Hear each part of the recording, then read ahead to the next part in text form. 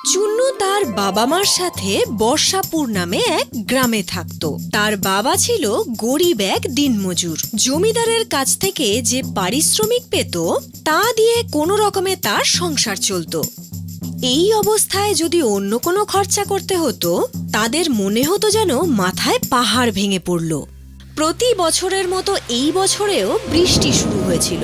চুন্নু ছাতা ছাড়া কোনো রকমে স্কুলে পৌঁছলো, কিন্তু তার দেরি হয়ে গিয়েছিল। তাকে দেখা মাত্রই টিচার বললেন, এই যে ওখানেই দাঁড়াও। কতবার আমি তোমায় বলেছি বৃষ্টিতে ভিজে এভাবে আসবে না, সঙ্গে ছাতা রাখবে তুমি।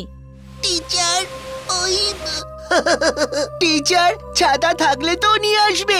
প্রত্যেক বছর বলে যে পরের বছর ছাতা নিয়ে আসবো, কিন্তু আনতে পারে না। কিপটে কোথাকারের। আচ্ছা, তুমি ছাতা কেন নিয়ে আসো না? টিচার, আমার কাছে ছাতা নেই। তাহলে বাবাকে বলো যেন হাট থেকে কিনে আনে। এই দেখো, এই দেখো, আমার বাবা এই ছাতাটা কিনে দিয়েছে। যেটা বলছি, তোমায় এভাবে ভেজা অবস্থায় আমি ক্লাসে আসতে দিতে পারি না। সমস্ত ক্লাস নোংরা হয়ে যাবে। তুমি বাড়ি ফেরো আর কাল আসবে, নয়তো ওখানে দাঁড়িয়েই শুনতে হবে আমি কি পড়াচ্ছি। আর চুন্নু সারাদিন ওই দরজার কাছে, কখনো জানলার কাছে দাঁড়িয়ে টিচারকে দেখতে লাগলো। উনি কি পড়াচ্ছিলেন শুনছিল। দ্বিতীয় দিন সে ভাবলো বৃষ্টি শুরু হওয়ার আগেই সে স্কুলে পৌঁছে যাবে, কিন্তু যেই না সে বাড়ির থেকে বেরোলো হঠাৎ বৃষ্টি শুরু হলো।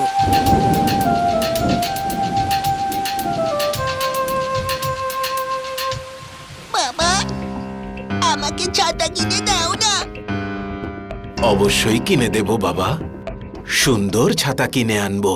প্রতি বছর তুমি এই কথাই বলো। তারপর আমার ছেলে সারা বছর বৃষ্টিতে ভিজে স্কুলে যায়, পড়াশোনা করে, তার পরের বছরও সেই একই সমস্যা। কি করব ফুলবতী, সারা বছরই তো পরিশ্রম করি, কিন্তু তাতে যা উপার্জন হয় তাতে দুবেলা খাবার জুটিয়ে আর কিছু কেনার মতো ক্ষমতা থাকে না। ক্ষমা করে দিস চুন্নু বাবা, আমি তোর জন্য একটা ছাতা পর্যন্ত কিনে আনতে পারছি না। কষ্ট পেও না বাবা, আমি যেতে পারবো। আরে কি করে তুই যাবি? বৃষ্টি হচ্ছে। মা, আমি গাছের তলা দিয়ে নিজেকে বাঁচিয়ে স্কুলে ঠিক পৌঁছে যাব। বাই মা, বাই বাবা। আরে কিন্তু চুন্নু কোনো রকমে বৃষ্টিতে ভিজতে ভিজতে একটা গাছের নিচে গিয়ে দাঁড়ালো।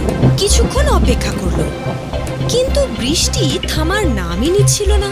সে কিছুক্ষণ আকাশের দিকে তাকিয়ে রইল। দেখলো আকাশ কালো মেঘে ঢাকা। ও, আকাশে তো খুব মেঘ করেছে। মনে হচ্ছে আজ স্কুলে যেতে অনেক লেট হয়ে যাবে। আমাকে যেতেই হবে। যদি আরো কিছুক্ষণ এমনই বৃষ্টি হতে থাকে তাহলে কোমর অবধি ডুবে যাব আমি। যদি আমার স্কুল ড্রেসটা ভিজে যায় তাহলে টিচারও আমায় ক্লাসে ঢুকতে দেবে না। কি করি, কি করি যে? সে গাছে উঠেছে অনেকক্ষণ আগে, আর তার বড্ড খিদেও পেয়ে গেছে। খিদের চোটে সে পেটে হাত দিয়ে ভাবতে লাগলো কখন যে বৃষ্টি বন্ধ হবে, ততক্ষণ বরং সে তার স্কুলের টিফিনটাই খেয়ে নিক। এই ভেবে তার স্কুল ব্যাগ থেকে তার টিফিন বাক্সটা বের করলো। সেখানে দেখলো রুটি আর পেঁয়াজ রয়েছে। তখনই সে জলের মধ্যে ছপ ছপ শব্দ শুনতে পেল। সে দেখলো ওই গাছের নিচে একজন সাধু বাবাও এসে আশ্রয় নিলেন। চুন্নু ওনাকে দেখল, তারপর খিদের চোটে রুটি আর পেঁয়াজের টুকরো নিয়ে মুখে পুরল। সাধু বাবা তাকে খেতে দেখল। চুন্নু আবার খাবারের টুকরো নিয়ে যেই না মুখে পুরল, দেখল সাধু বাবা তাকে দেখছে। ও তৃতীয়বার যখন আবার খাবার মুখে পুরল, সাধু তখনও তাকে দেখছিল। সাধু তার দিকে তাকিয়ে আছে এই দেখে চুন্নু তাকে বলল, বাবা, খাবেন? সাধু বাবাকে কিছু খাওয়ালে তোমার কল্যাণ হবে পুত্র। আজ সারাদিন বৃষ্টির কারণে কোনো ভিক্ষা জোটেনি। অল্প কিছু কেন খাওয়াবো? আপনি দুটো রুটি খেতে পারেন, কিন্তু রুটির সঙ্গে কোনো সবজি নেই, শুধু দুটো টুকরো পেঁয়াজ আছে। যখন খুব খিদে পায় তখন যে কোনো খাবারই অমৃত মনে হয় পুত্র। এই নিন। কিন্তু তুমি এই গাছের ডালে কেন বসে আছো বাবা? স্কুলে যাচ্ছিলাম বাবা, কিন্তু বৃষ্টি জোরে পড়ছিল। গাছের এই ঘন পাতার মাঝে বাঁচার জন্য এখানে বসে পড়লাম। ছাতা নেই তোমার কাছে?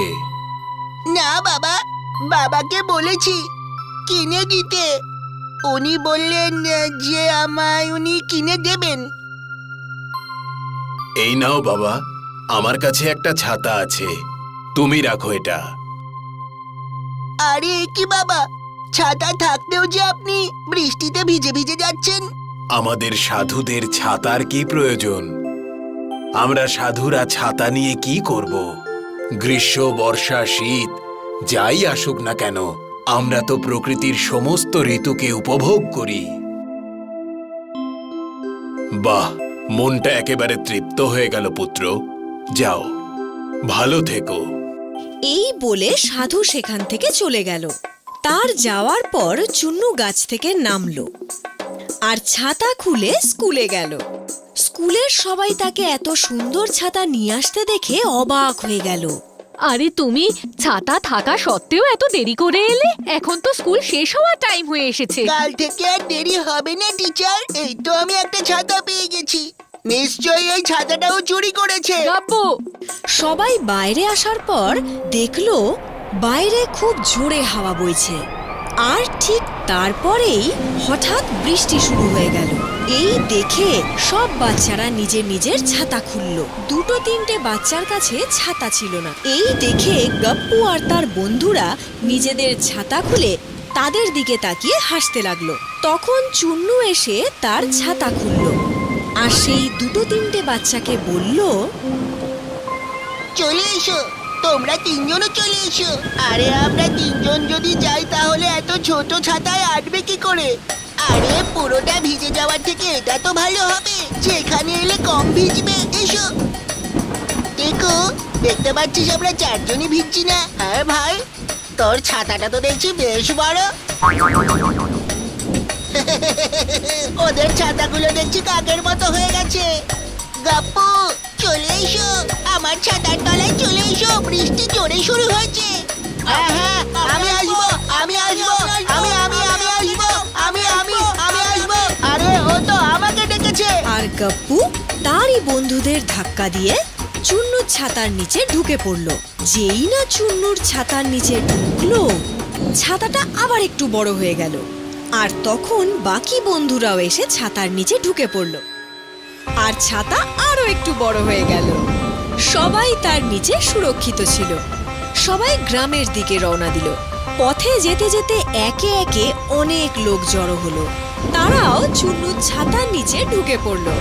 আর ধীরে ধীরে ছাতা এত বড় হয়ে গেল যেন মনে হলো চুন্নু চুন্নু নয়, যেন কৃষ্ণ ভগবান, যিনি গোবর্ধন পর্বত তুলে তাদের সাথে হাঁটছেন।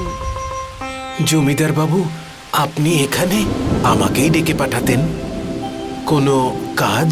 আমি শুনলাম তোমার ছেলের কাছে এত বড় ছাতা আছে যে সারা গ্রাম সেই ছাতা মাথায় দিয়ে বৃষ্টির হাত থেকে বেঁচেছে। না তো, এই দেখুন, এটা তো খুব ছোট একটা ছাতা। একজনকেই শুধু বৃষ্টির হাত থেকে বাঁচাতে পারে। সেটা কি করে হতে পারে? আমি তো নিজের চোখেই সবটা দেখেছি। দেখলেন তো কত ছোট একটা ছাতা? কিন্তু আমি তো দেখেছিলাম। আরে জমিদার বাবু, আমাদেরও বেজার থেকে বাঁচান। আরে, এই ছাতাটা তো বড় হয়ে গেল। দেখেছো, আমি বলেছিলাম না? চুন্নু বাবা, তুমি এই ছাতাটা কোথায় পেয়েছো? এটা আজ আমাকে একজন সাধু বাবা দিয়েছেন। ও, তাই এতে জাদু শক্তি রয়েছে। এটা দিয়ে তো আমরা সারা বছরের জন্য জল সঞ্চয় করতে পারবো। কিভাবে জমিদার বাবু? এর নিচে যত মানুষ এসে জড়ো হবে, ছাতা ততই বড় হতে থাকবে। আমরা আমাদের গ্রাম আর নদীর মাঝখানে চুন্নুকে এই ছাতা নিয়ে দাঁড় করিয়ে দেব। তারপর এর নিচে চুন্নুর একদিকে জলাশয় পর্যন্ত, অন্যদিকে নদী পর্যন্ত গ্রামবাসীদের দাঁড় করিয়ে দেব। তাদেরকে বৃষ্টি থেকে বাঁচানোর জন্য ছাতা নদী থেকে জলাশয় পর্যন্ত বড় হয়ে যাবে। তাহলে যত বৃষ্টির জল সব ওই জলাশয় আর নদীতে গিয়ে পড়বে। সারা বছরের জলের সমস্যা এভাবেই মিটে যাবে। আর চুন্নু সেটাই করলো যেমনটা জমিদার বলেছিল। আর সত্যি সত্যি বৃষ্টির জল ছাতার মধ্যে দিয়ে গড়িয়ে একদিকে পুকুর অন্যদিকে নদীতে পড়ল। আর এই ঘটনা রোজ ঘটতো। যখনই বৃষ্টি হতো নদী আর পুকুরই শুধু ভরতো না, সেই জমিগুলোকেও বৃষ্টির জল থেকে বাঁচানো যেত যেগুলো বেশি বৃষ্টির জলের ফলে ক্ষতি হতে পারে। এরপর সমস্ত গ্রামবাসীরা চুন্নুর প্রশংসা করতে লাগলো। বাবা, কত বছর ধরে তুই একটা ছাতার জন্য কষ্ট পেয়েছিস, এখন দেখ তুই এমন ছাতা পেয়েছিস যা শুধু তোকেই নয় পুরো গ্রামকে রক্ষা করছে। আমাদের স্কুলে পড়ানো হয়েছিল বাবা, যে সব ভালো যার তার শেষটাও ভালো।